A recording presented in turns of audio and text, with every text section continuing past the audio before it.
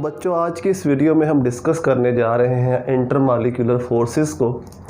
जो intermolecular forces की main types होती हैं उसमें आता है dipole dipole force, dipole dipole force.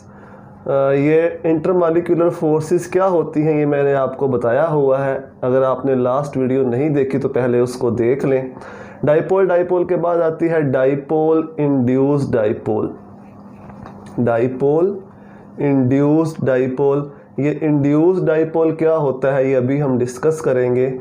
Dipole induced dipole. Third number पे आती है हमारे पास ion dipole force, ion dipole force. Fourth number पे आती है हमारे पास ion induced dipole, ion induced dipole force, induced dipole. हालांकि ये दोनों आपके सिलेबस में नहीं है, आयन डाइपोल और आयन इंड्यूस्ड डाइपोल, लेकिन फिर भी थोड़ा सा हम इनको डिस्कस करेंगे। और फिफ्थ नंबर पे हैं जिनको हम कहते हैं लंदन डिस्पर्शन फोर्सेस, जो कि बहुत इम्पोर्टेंट हैं। London dispersion forces, London dispersion forces. तो ये 5 किस्म की इंटरमॉलिक्यूलर फोर्सेस हैं जिनको हम स्टडी करेंगे। थोड़ा सा पहले मैं आपको इनका इंट्रोडक्शन बता देता हूँ कि जो डाइपोल डाइपोल फोर्सेस होती हैं वो एग्जिस्ट करती हैं, exist between permanent polar molecules, permanent polar molecules. जो परमानेंट पोलर मॉलिक्यूल्स होते हैं उन मॉलिक्यूल्स के दरमियान जो फोर्सेस एग्जिस्ट करती हैं वो डाइपोल डाइपोल फोर्सेस होती हैं। डाइपोल इंड्यूस्ड डाइपोल फोर्सेस ये होती हैं between polar and non polar molecules, polar and non polar molecules. यानी हमारे पास अगर मिक्सचर हो पोलर मॉलिक्यूल्स का और नॉन पोलर मॉलिक्यूल्स का तो उनके दरमियान जो फोर्सेस बनेंगी, जो फोर्सेस एग्जिस्ट करेंगी वो इसकी वजह से होंगी dipole induced dipole forces. Third number पे है आयन डाइपोल। ये होगी बिटवीन आयन, आयन आपको पता है 2 तरह का होता है, पॉजिटिव आयन भी हो सकता है, नेगेटिव आयन भी। Between ion and polar molecule, polar molecule यानी परमानेंट पोलर मॉलिक्यूल के दरमियान ये वाली आयन इंड्यूस्ड डाइपोल फोर्सेस ये होती हैं बिटवीन आयन, यानी इसमें आयन होता है मे बी पॉजिटिव और negative, and non polar molecule.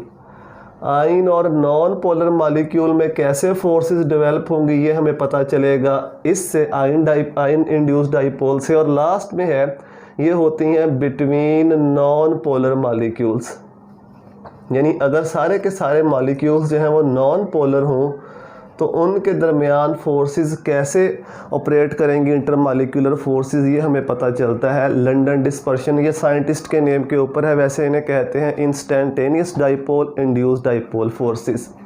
तो ये वाली जो पहली 4 फोर्सेस हैं इनको मैं इस वीडियो में डिस्कस करूंगा आपके साथ, आपको समझाने की कोशिश करूंगा। और ये वाली जो 5वीं फोर्स है इसको हम किसी सेपरेट वीडियो में इसके ऊपर डिटेल से इसको डिस्कस करेंगे। अब ये बात आपने जहन में रखनी है कि जो कंपाउंड की थर्मोडायनामिक प्रॉपर्टीज़ होती हैं, थर्मोडायनामिक प्रॉपर्टीज़ यानी वो प्रॉपर्टीज़ जो हीट के ऊपर डिपेंड करती हैं। Thermodynamic properties which depends upon heat, जिस तरह मेल्टिंग पॉइंट हो गया, बॉइलिंग पॉइंट थर्मोडायनामिक प्रॉपर्टी है, बॉइलिंग पॉइंट थर्मोडायनामिक प्रॉपर्टी है। Heat of vaporisation thermodynamic property है। इस तरह heat of sublimation thermodynamic property है। थर्मल एक्सपेंशन हीट करने पर चीज़ों का फैलना वो भी थर्मोडायनामिक प्रॉपर्टी है। जितनी भी थर्मोडायनामिक प्रॉपर्टीज़ हैं वो प्रॉपर्टीज़ जो हीट पे डिपेंड करती हैं, डिपेंड्स ऑन हीट, जो हीट पे डिपेंड करती हैं ऐसी प्रॉपर्टीज़ को हम थर्मोडायनामिक प्रॉपर्टीज़ कहते हैं। और जो थर्मोडायनामिक प्रॉपर्टीज़ होती हैं कंपाउंड की वो इन्हीं फोर्सेस के ऊपर डिपेंड करती हैं। मिसाल के तौर पे आपने एक गिलास के अंदर सेम अमाउंट ऑफ वाटर लिया, दूसरे गिलास के अंदर हमने पेट्रोल लिया और उनको धूप में रख दिया, तो आपको पता है कि जो पेट्रोल होगा वो जल्दी वेपोरेट कर जाएगा, जो वाटर होगा वो जल्दी वेपोरेट नहीं करेगा। क्यों पेट्रोल जल्दी वेपोरेट कर जाएगा? क्योंकि उसमें इंटरमॉलिक्यूलर फोर्सेस वीक होती हैं उसके मॉलिक्यूल्स के दरमियान। वाटर के मॉलिक्यूल्स में इंटरमॉलिक्यूलर फोर्सेस स्ट्रॉन्ग होती हैं। तो जितनी भी थर्मोडायनामिक प्रॉपर्टीज़ हैं वो सारी डिपेंड करती हैं इंटरमॉलिक्यूलर फोर्सेस के ऊपर। तो चलिए अब इन पहली 4 फोर्सेस को वन बाय वन हम डिस्कस करते हैं। इसको मैं रेस कर देता हूँ और पहली फोर्स के बारे में हम पढ़ते हैं जिसको हम कहते हैं डाइपोल डाइपोल फोर्स, और देखते हैं कि परमानेंट पोलर मॉलिक्यूल्स के दरमियान ये फोर्स जो है ये कैसे एग्जिस्ट करती है, हम इसको कैसे एक्सप्लेन करते हैं। यहाँ से ये रेज हो गया, अभी मैं दोबारा लिख देता हूँ, बिटवीन परमानेंट पोलर मॉलिक्यूल्स, यानी जो परमानेंट पोलर मॉलिक्यूल्स होते हैं उनके दरमियान ये फोर्स एग्जिस्ट करती है। नाउ लेट अस सपोज हमारे पास कोई से 2 परमानेंट, 2 या 2 से ज़्यादा, क्योंकि जब मिक्सचर होता है मॉलिक्यूल्स का उसमें लाखों मॉलिक्यूल्स होते हैं, लेकिन समझने के लिए हम 2 या 3 मॉलिक्यूल्स लेंगे।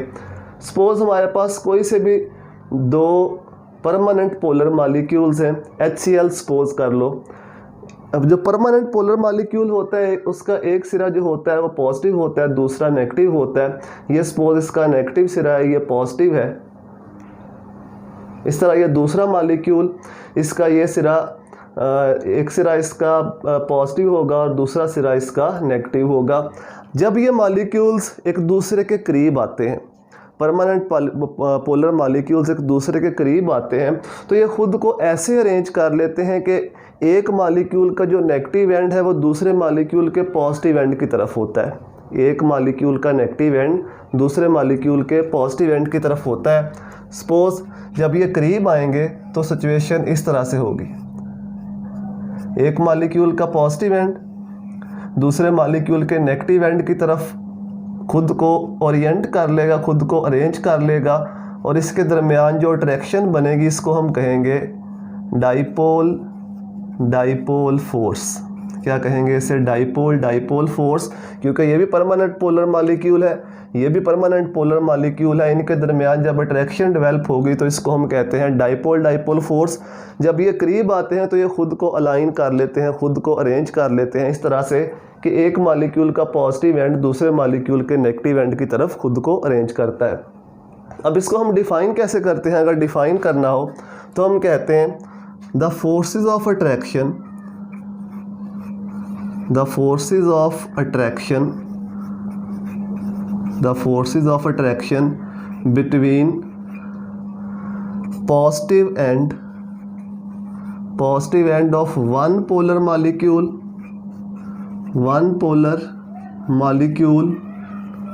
and negative end of other polar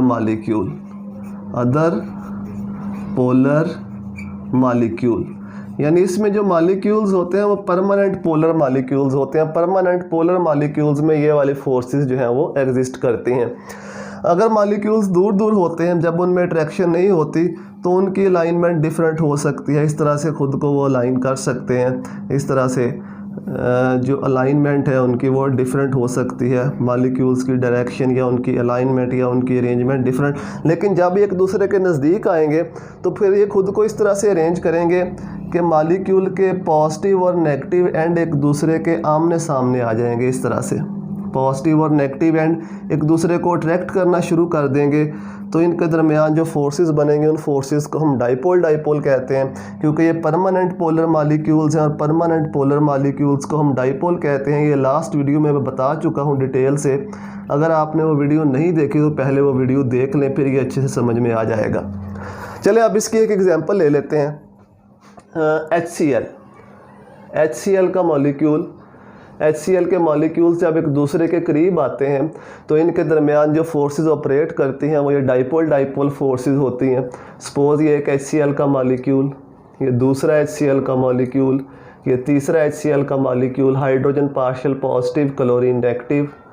partial positive, partial negative, partial positive, partial negative. जब ये करीब आएंगे तो ये क्लोरीन जो होगी इस हाइड्रोजन को अट्रैक्ट करेगी अपनी तरफ, ये क्लोरीन इस हाइड्रोजन को अट्रैक्ट करेगी। ये मॉलिक्यूल्स क्या कहलाते हैं? डाइपोल। क्योंकि परमानेंट पोलर मॉलिक्यूल्स हैं तो परमानेंट पोलर मॉलिक्यूल्स को हम क्या कहते हैं? डाइपोल। तो इसीलिए इन फोर्सेस को क्या कहा जाता है? Dipole dipole forces.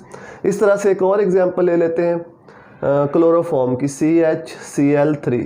क्लोरोफॉर्म के मॉलिक्यूल्स में भी जो फोर्सेस एग्जिस्ट करती हैं वो डाइपोल डाइपोल फोर्सेस होती हैं।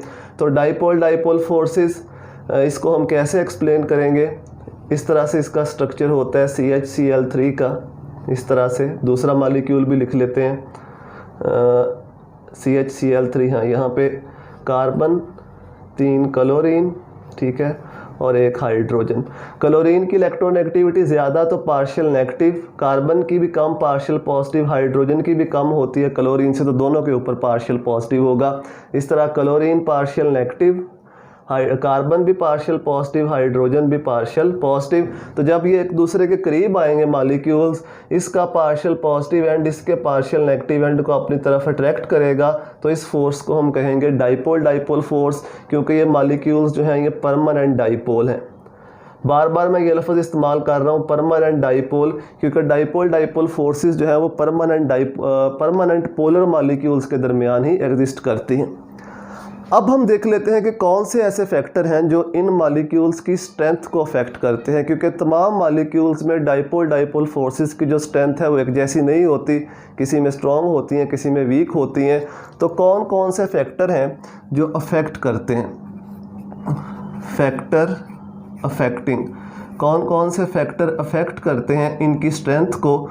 तो पहले नंबर पे जो फैक्टर आता है वो आता है इलेक्ट्रोनेगेटिविटी का डिफरेंस इन इलेक्ट्रोनेगेटिविटी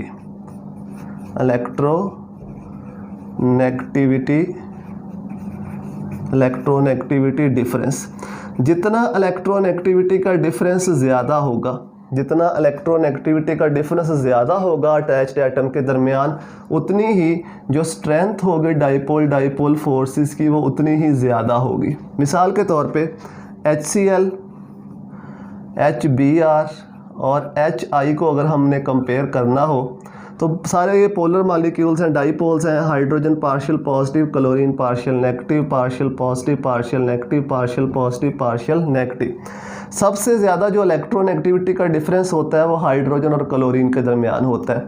उसके बाद हाइड्रोजन और ब्रोमीन, सबसे कम होता है हाइड्रोजन और आयोडीन में। तो अगर हमें बताना हो कि किस में डाइपोल डाइपोल फोर्सेस सबसे स्ट्रॉन्ग होगी, तो जिसमें इलेक्ट्रोनेगेटिविटी का फ़र्क सबसे ज़्यादा है। सबसे ज़्यादा डाइपोल डाइपोल फोर्सेस की स्ट्रेंथ HCl में होगी, फिर HBr में, और सबसे कम स्ट्रेंथ होगी हाइड्रोजन आयोडाइड में। और जो दूसरा फैक्टर है जो इसको अफेक्ट करता है डाइपोल डाइपोल फोर्सेस को, वो distance between molecules, distance between molecules. क्योंकि हमें पता है कि डिफरेंट फेजेस में जो मॉलिक्यूल्स के दरमियान डिस्टेंस है वो डिफरेंट होता है। जितना डिस्टेंस ज़्यादा होगा उतनी ही जो स्ट्रेंथ होगी वो कम हो जाएगी। स्ट्रेंथ क्या होगी? कम हो जाएगी। मिसाल के तौर पे अगर हम बात करते हैं गैसियस फेज़ की और लिक्विड फेज़ की, आपको पता है कि गैसियस फेज़ में जो मॉलिक्यूल्स हैं वो बहुत दूर दूर होते हैं। बहुत दूर दूर होने की वजह से जो ये अट्रैक्शन होती है उनके दरमियान, उनके पॉजिटिव और नेगेटिव एंड्स के दरमियान, वो बहुत वीक होती है। उसके मुकाबले में लिक्विड में मॉलिक्यूल्स ज़्यादा करीब होते हैं। ये जो अट्रैक्शन बनेगी, जब मॉलिक्यूल ज़्यादा करीब होंगे तो अट्रैक्शन ज़्यादा स्ट्रॉन्ग होगी। सॉलिड की बात करें तो सॉलिड में उससे और ज़्यादा थोड़ी स्ट्रॉन्ग हो सकती है, क्योंकि सॉलिड के मॉलिक्यूल बिल्कुल क्लोजली पैक्ड होते हैं। तो गैसियस फॉर्म में चूँकि डिस्टेंस बहुत ज़्यादा होता है तो सबसे वीक फोर्सेस होती हैं गैसेस में, ये वाली डाइपोल डाइपोल फोर्सेस। उससे स्ट्रॉन्ग लिक्विड में, और सबसे स्ट्रॉन्ग जो होती हैं वो सॉलिड्स के अंदर। तो ये दो मेन फैक्टर हैं जो लंडन डिस्पर्शन कह रहा हूँ, जो डाइपोल डाइपोल फोर्सेस की स्ट्रेंथ को अफेक्ट करते हैं। तो यही कुछ बातें थी, जो मेन बातें थी डाइपोल डाइपोल फोर्सेस के बारे में क्या होती हैं। ये याद रखना है कि ये परमानेंट पोलर मॉलिक्यूल्स के दरमियान होती हैं। इसके बाद एक दो मैंने आपको एग्जांपल्स बताई और फैक्टर अफेक्टिंग बताया कि कौन कौन से ऐसे फैक्टर हैं जो इनकी स्ट्रेंथ को अफेक्ट करते हैं। चलिए अब इसके बाद हम कुछ इसके बाद वाली फोर्सेस के बारे में भी बात कर लेते हैं। जो कि मैंने आपको बताया, डाइपोल, इंड्यूस्ड डाइपोल। इसके बाद जो फोर्सेस हैं वो हैं डाइपोल, इंड्यूस्ड डाइपोल, उनके बारे में बात करते हैं। फिर उसके बाद हम बात करेंगे आयन डाइपोल फोर्सेस के बारे में, और फिर हम एंड पे बात करेंगे आयन इंड्यूस्ड डाइपोल फोर्सेस के बारे में। तो डाइपोल फोर्सेस के बाद हम बात करने वाले हैं dipole induced dipole, dipole induced dipole forces. और ये फोर्सेस एग्जिस्ट करती हैं, exist between polar and non polar molecules, polar and non polar, यानी पोलर और नॉन पोलर मॉलिक्यूल्स का अगर मिक्सचर हो तो उसमें जो फोर्सेस होंगी वो ये वाली फोर्सेस होंगी, डाइपोल इंड्यूस्ड डाइपोल फोर्सेस, या इनको हम कहते हैं डी बाय फोर्सेस। दोनों नाम याद रखने हैं, इनको डी बाय फोर्सेस भी कहा जाता है। तो मैंने आपको बताया कि जो परमानेंट पोलर मॉलिक्यूल्स होते हैं उनको हम ऐसे रिप्रेजेंट करते हैं, एक एंड इसका पॉजिटिव, दूसरा नेगेटिव। और जो नॉन पोलर मॉलिक्यूल्स होते हैं उनको ऐसे रिप्रेजेंट करते हैं, उनकी चार्ज डेंसिटी सिमेट्रिकल होती है, लास्ट वीडियो में बताया हुआ है। जब ये एक पोलर मॉलिक्यूल, ये पोलर मॉलिक्यूल है और ये वाला नॉन पोलर है, जब ये एक दूसरे के करीब आएंगे तो ये वाला जो नेगेटिव एंड होगा, इन इलेक्ट्रॉन्स को ये जो घूम रहे हैं इनको रिपेल करेगा, क्योंकि सेम चार्जेस एक दूसरे को रिपेल करते हैं। जब ये रिपेल करेगा तो ये इलेक्ट्रॉन यहाँ से भागेंगे इस एंड की तरफ, यहाँ पे जमा होना शुरू हो जाएंगे, तो ये एंड इसका नेगेटिव हो जाएगा, यानी चार्ज डेंसिटी जो है वो सिमेट्रिकल नहीं रहेगी। ये वाला एंड नेगेटिव हो जाएगा, ये वाला एंड पॉजिटिव हो जाएगा। तो नेक्स्ट सिचुएशन क्या बनेगी, ये मॉलिक्यूल तो ऐसे ही रहेगा, ये वाला जो मॉलिक्यूल है इसमें ये वाला एंड पॉजिटिव हो जाएगा और ये वाला एंड जो है ये नेगेटिव हो जाएगा। ये तो परमानेंट पोलर मॉलिक्यूल है, इसे हम डाइपोल ही कहेंगे। इसको हम कहते हैं इंड्यूस्ड डाइपोल।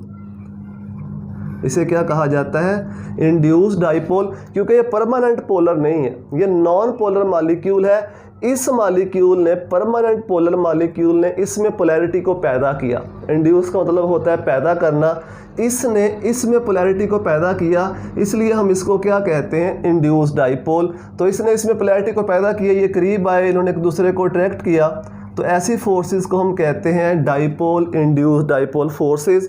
तो इसको डिफाइन कैसे करेंगे, the forces which exist between permanent polar and non polar molecules are called dipole induced dipole और डी बाय फोर्सेस। अच्छा, इसके बाद जो नेक्स्ट फोर्सेस हैं, फोर्थ नंबर पे, ये सेकंड है, थर्ड नंबर पे जो फोर्सेस हैं वो है ion dipole forces, ion dipole forces.